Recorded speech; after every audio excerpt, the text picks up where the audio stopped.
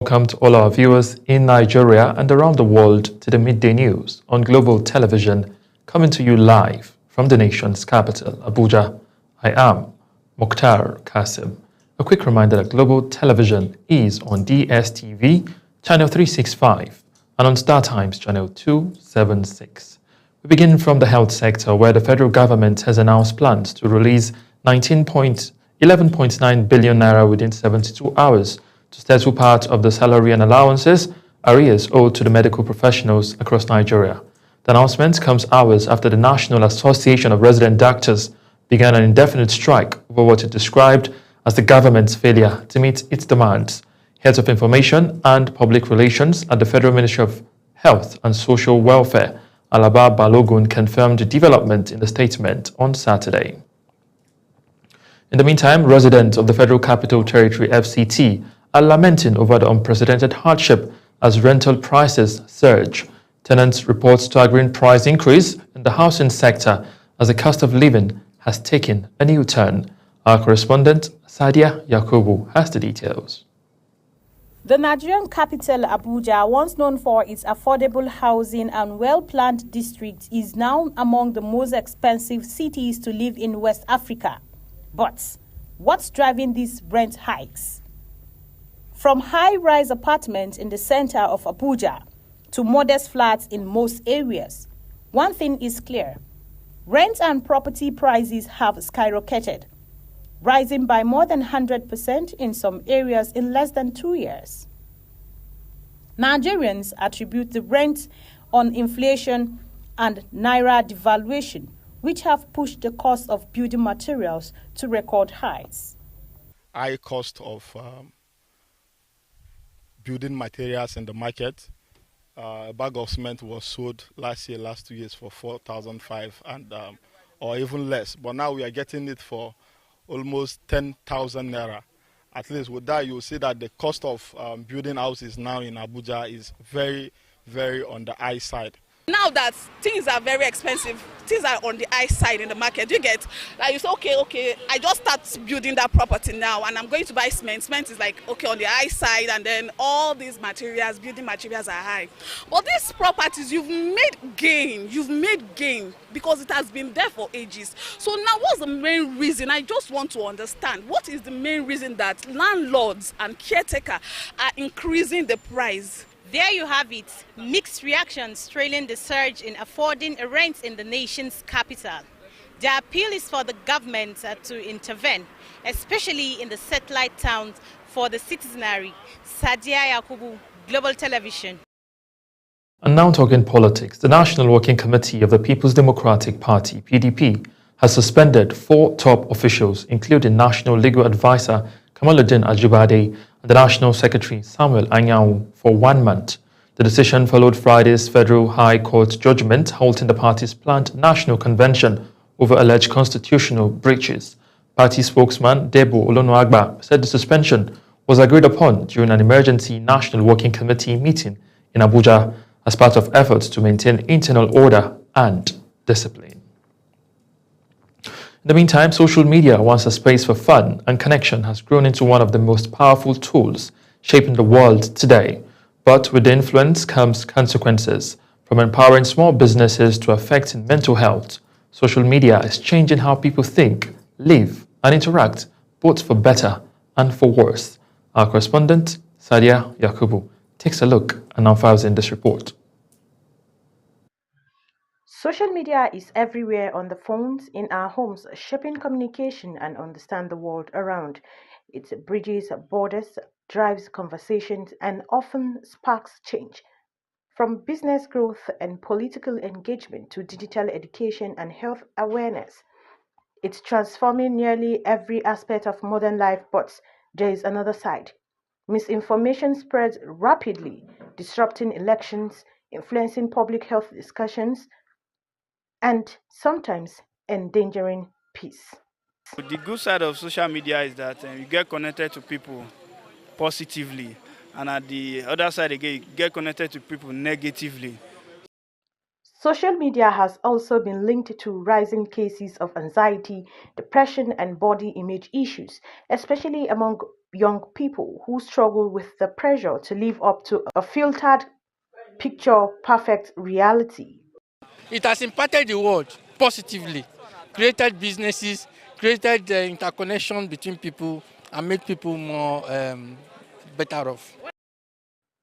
Cyberbullying, online harassment, and echo chambers are becoming all too common, affecting mental well-being and how we view ourselves and others.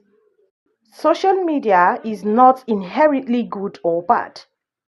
Yeah, negative impact like 70%, positive impact like 30%. See, most people now think social media is real. It's a myth, it's not real. Social media is not inherently good or bad. It is a tool.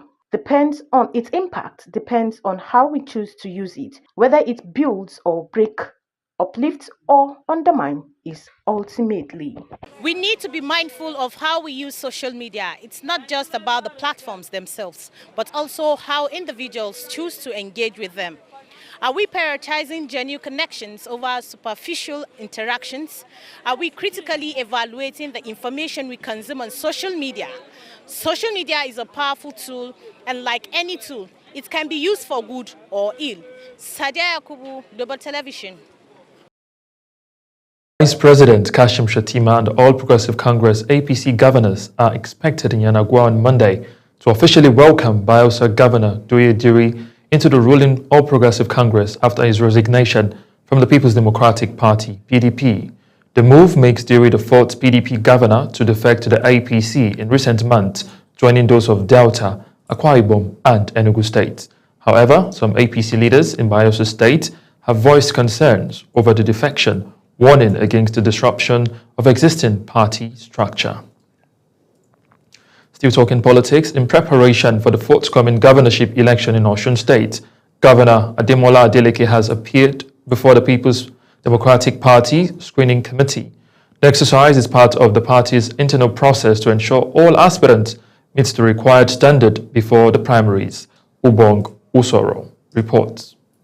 Governor Adeleke arrived at the PDP National Secretariat in Abuja to undergo the mandatory screening process, accompanied by some members of his cabinet and supporters.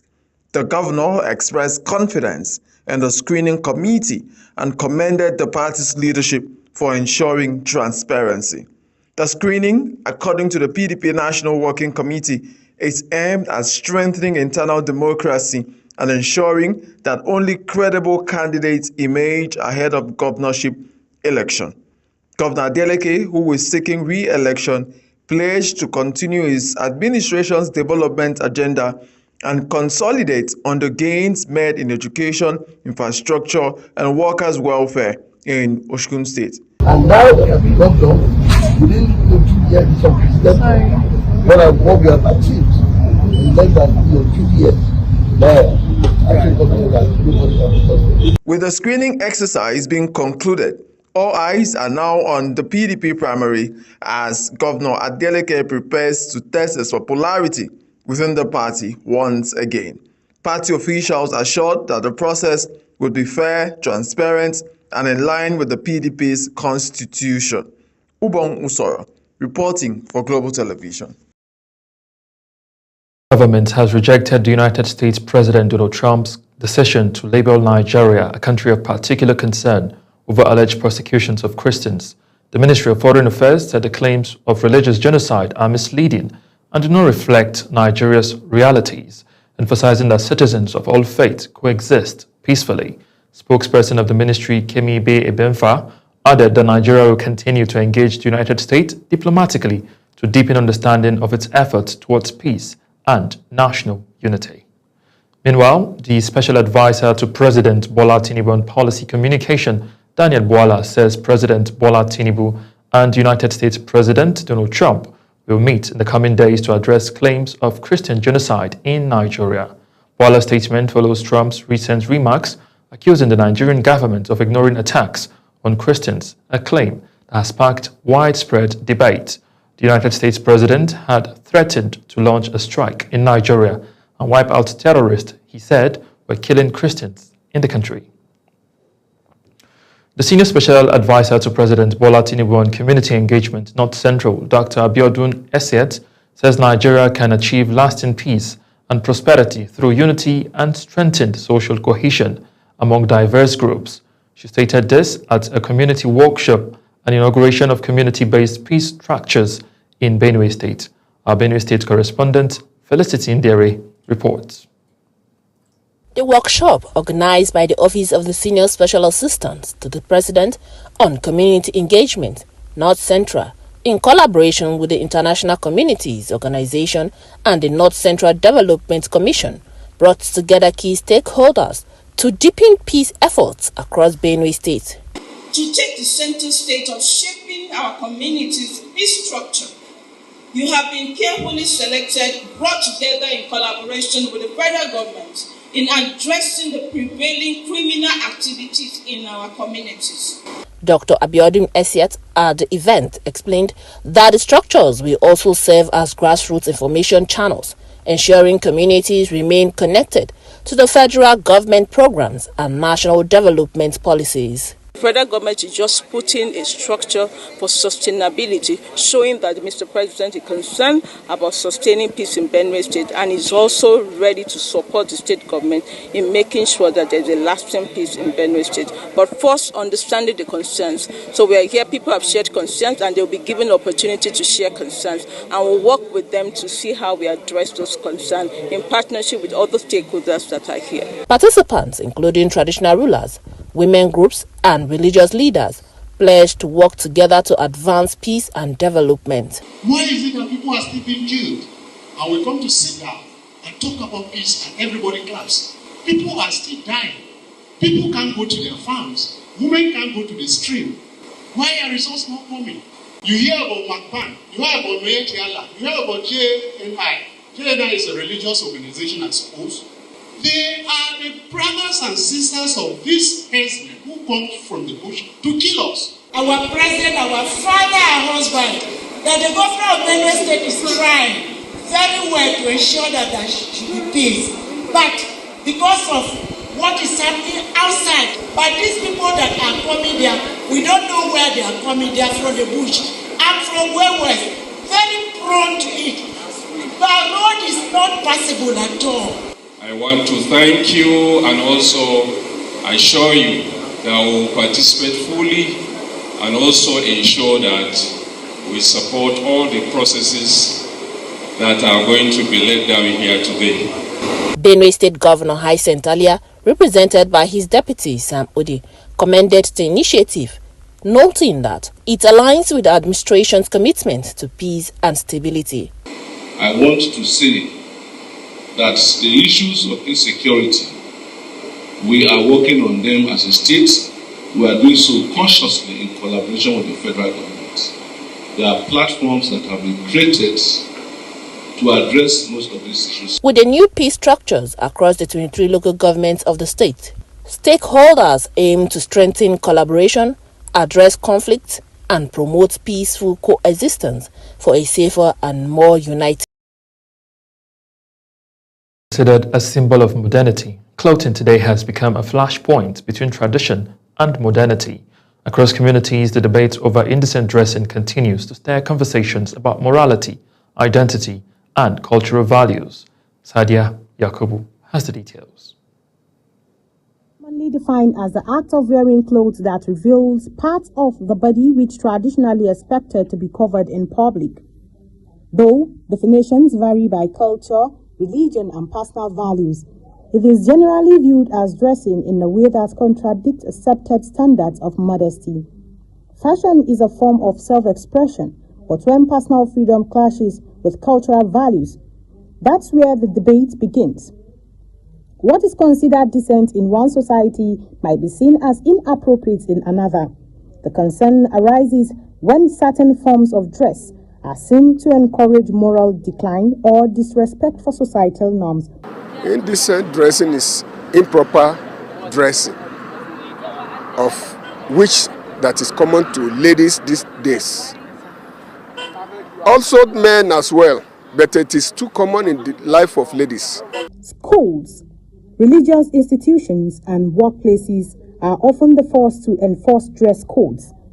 Many argue that these codes help maintain disciplines, order and respect, but critics say they can be oppressive or outdated, especially when disproportionately targeting women or youth. On a larger scale, when you dress to reveal parts of your body that are supposed to be covered, whether male or female, is indecent. For some, indecent dressing is linked to rising cases of harassment, distraction in educational institutions, and even more decay. Others argue that focusing too much on clothing shifts attention away from much more pressing social issues such as education, poverty, and gender-based violence. In Islam, decent dressed is well established. In fact, the second revelation after the first one that talk on knowledge, the second revelation talk about decent dress, where Allah subhanahu wa ta'ala says in the Holy Quran, وَثِيَابَكَ فَطَهِّرْ. Your clothes, make sure you purify it. You dress decently. Our faith teaches modesty as a virtue, not to shame individuals, but to promote respect for the body as sacred. We believe society must educate, not condemn. True decency starts from the heart and reflects outwardly. As society evolves, so does the definition of decency. Finding balance between the freedom of expression and respect for cultural values remains a challenge. True change may begin not with what we wear, but with how we choose to see and respect one another. Sadia Yakubu, reporting for Global Television News. Watching the live broadcast of the Midday News. And when the Midday News returns, 9 people suffer life-threatening injuries in United Kingdom train stabbing. Details coming shortly, plus business and sports stories on the other side of this break. Please stay with us.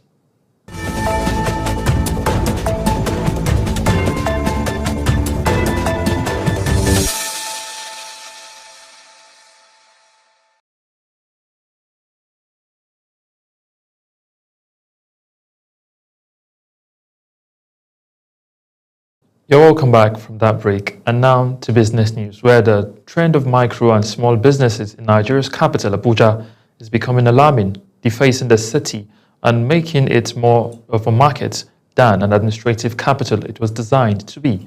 This phenomenon has not only become a common sight all over Abuja, but is also fast redefining the perception of the city by both residents and visitors. Our correspondent, Sadia Yakubu, provides insight of the dynamics of hawking and its implications. The practice of selling goods on the streets or along roads has become an increasingly visible feature in Abuja, despite the city's status as a planned urban center with strict regulations. Hawking persists as a daily survival strategy for many. At the Federal Secretariat, for instance, business of food items and other household commodities is patronized by people who work in the area.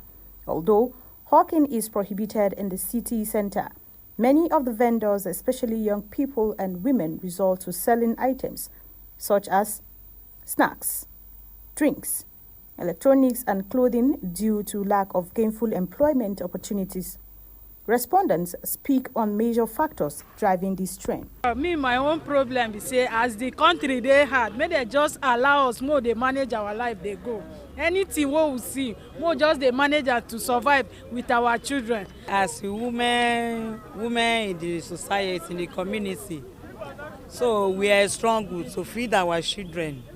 But the task they are always disturbing us. People from less developed regions migrate to Abuja in search of better livelihoods, often end up in setting up small businesses like hawking and selling of items for survival.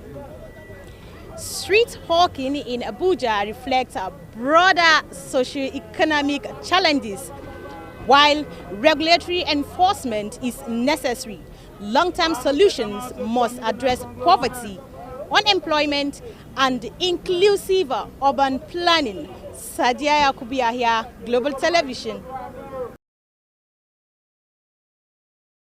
The World Bank has fixed December 16 as a tentative approval date for a fresh $1 billion United States development policy financing loan to Nigeria under a new initiative tagged Nigeria Actions for Investment and Job Acceleration.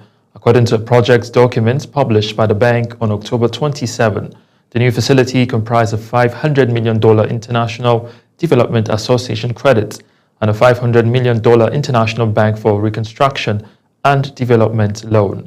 The facility, which falls under the bank's macroeconomics, trade and investment practice area for the West and Central Africa region, is designed to strengthen ongoing economic reforms, promote job creation, and accelerate private investment. And now to news making rounds on the foreign scene. Israel has allowed only a fraction of the aid deliveries agreed upon as part of the United States brokered ceasefire, an average of 145 trucks per day instead of the 600 it pledged to allow into the besieged Gaza Strip. An Israeli strike on southern Lebanon has killed 4 people as Israel's ramped-up attack raised fears for a nearly year-long truce with Hezbollah. Still on the world scene, counter-terrorism police are involved in an investigation into a mass stabbing on a train in eastern England, which has left 9 people suffering with life-threatening injuries. A man with a large knife is believed to have been shot by the police after going on a bloody rampage on a high-speed train. British Transport Police said 2 people have been arrested over the stabbing, which happened on a train service from Doncaster to London King's Cross on Saturday. Now to the world of sport, where Liverpool forward Mohamed Salah has called for patience as the club's new signings continue to settle into the team, admitting that the red start to the season has not been ideal. Salah acknowledged that while the squad has been strengthened with quality additions, the process of building understanding on the pitch takes time. Salah was quoted as saying, "I am not happy with the start of the season. It's a tricky season for us because we have a few new players. They are very good signings, but they need time to adapt to the team." Still talking sport, Rivers United host league leaders Nasarawa United in a top-billing Nigerian Premier Football League Match 11 clash in Port Harcourt, as both sides chase vital points in contrasting battles for form and supremacy. Niger Tornadoes also face Abia Warriors in Minna, with Bendel Insurance, Shooting Stars and Warri Wolves headline key regional derbies across the country, with Ayimba and Kano Pillars struggling for consistency. Attention shifts to the likes of Rivers United, Remo Stars and Warri Wolves in the fast-evolving title race. And that's it on the Midday News. A quick reminder that Global Television is on DSTV, channel 365, and on Star Times, channel 276. Kindly follow us across all social media platforms now showing on your screen using @Global TV NG. I am Mukhtar Kasim, saying a very big thank you for watching.